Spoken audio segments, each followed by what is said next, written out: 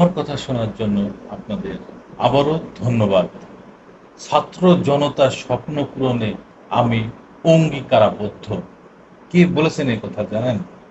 Doctor Mohammad Yunus, Nobel বিজয়ী, বাংলাদেশের অন্তর্বর্তীকালীন সরকারের প্রধান উপদেষ্টা। তার ভাষণ শুনে গা লোম খাড়া হয়ে গেছে যে এত ভালো, এত সুন্দর করে ভাষণ দিতে পারে, এত সুন্দর সুন্দর কথা বলতে পারে। সে জাতি গড়ার কারিগর ডক্টর মোহাম্মদ ইউনূস। সে কিছু ভাঙতে আসেন নাই, সে গড়তে এসেছেন। তার নেতৃত্বে এই বাংলাদেশ আবার নতুন করে গড়বে। সে আজকে জাতির উদ্দেশ্যে ভাষণ দিয়েছেন। সেই ভাষণে সে কিছু কিছু গুরুত্বপূর্ণ কথা বলেছেন, যা আজ পর্যন্ত এই বাংলাদেশে কোনো সরকার বলে নাই। তিনি প্রথম এত সুন্দর করে, এত মাধুর্যপূর্ণ কিছু কথা বলেছেন, যা মানুষের অন্তরে থেকে যাবে, সারা জীবন থেকে যাবে। এবং আমরা ছাত্র জনতা, জনগণ, আমরা তাকে সহযোগিতা করব তার সামনে এগিয়ে চলার জন্য। তাকে সাহায্য করব, সহযোগিতা করব সব রকমের, যেন সে নতুন বাংলাদেশ আমাদের উপহার দিতে পারে। এবং সর্বরকম সহযোগিতা থাকবে এই কারণে সে যতগুলো অঙ্গীকার করেছে সবগুলো যেন সে পূরণ করে যেতে পারে। সে ভাষণে কি বলেছে ডক্টর মোহাম্মদ ইউনূস, শোনেন এবং দেখেন এবং অনুভব করেন যে তার কথাগুলো আপনারই মুখের কথা, আপনারই মুখের ভাষা। সে নিজে বলেছে এই কথাগুলো, কতটুক ভালোবাসে এই দেশকে। শুনেন তাহলে। অন্তর্বর্তীকালীন সরকারের প্রধান উপদেষ্টার দায়িত্ব নেয়ার পর জাতির উদ্দেশ্যে প্রথম ভাষণে ডক্টর মোহাম্মদ ইউনূস বলেছেন যে স্বপ্ন নিয়ে ছাত্র জনতা স্বৈরাচার পতনের আন্দোলনে অংশ নিয়েছিল, সেই স্বপ্ন পূরণে তিনি অঙ্গীকারাবদ্ধ। আজ রোববার সন্ধ্যা 7:30টায় জাতির উদ্দেশ্যে ভাষণে প্রধান উপদেষ্টা ডক্টর মোহাম্মদ ইউনূস বলেছেন, তার এই ভাষণ বাংলাদেশ টেলিভিশনে সরাসরি সম্প্রচার করা হচ্ছে।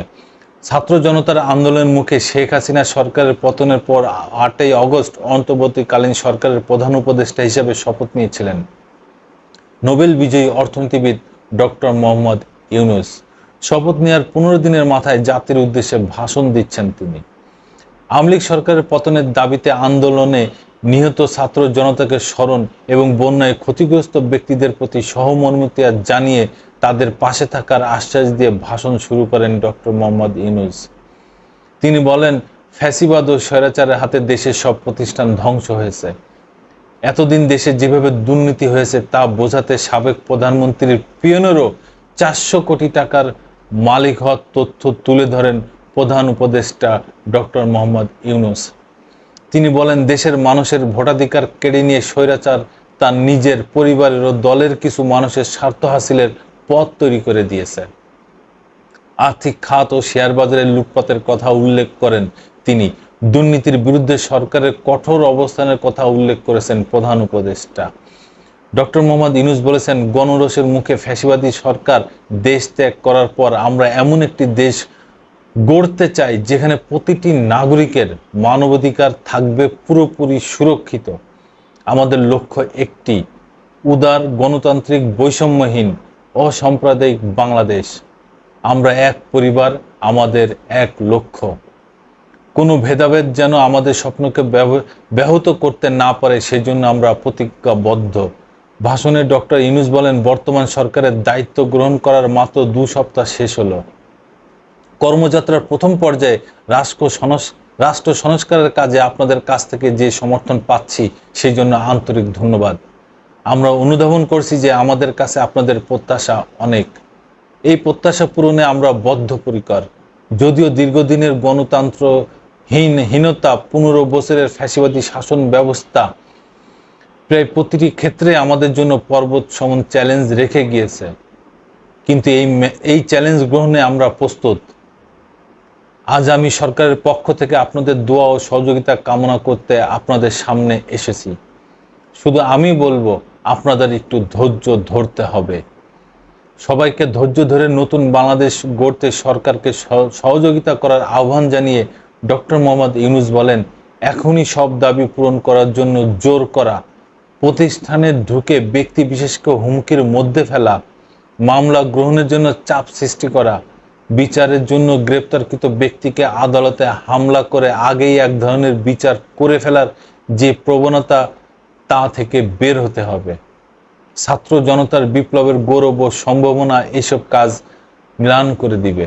নতুন বাংলাদেশ গড়ার প্রচেষ্টাও এতে ব্যাহত হবে। দেখেন, এত সুন্দর সুন্দর কথা কেউ বলে নাই আমাদের আজ পর্যন্ত, কোনো সরকার প্রধান বলে নাই। ডক্টর মোহাম্মদ ইউনূস অত্যন্ত গর্বের একটা মানুষ, সারা বিশ্ব যাকে মাথায় তুলে রাখছে, নোবেল বিজয়ী ডক্টর মোহাম্মদ ইউনূস, তিনি এখন আমাদের বাংলাদেশের প্রধান উপদেষ্টা, প্রধান শাসনকর্তা। তাকে আমরা সর্বরকম সহযোগিতা করব।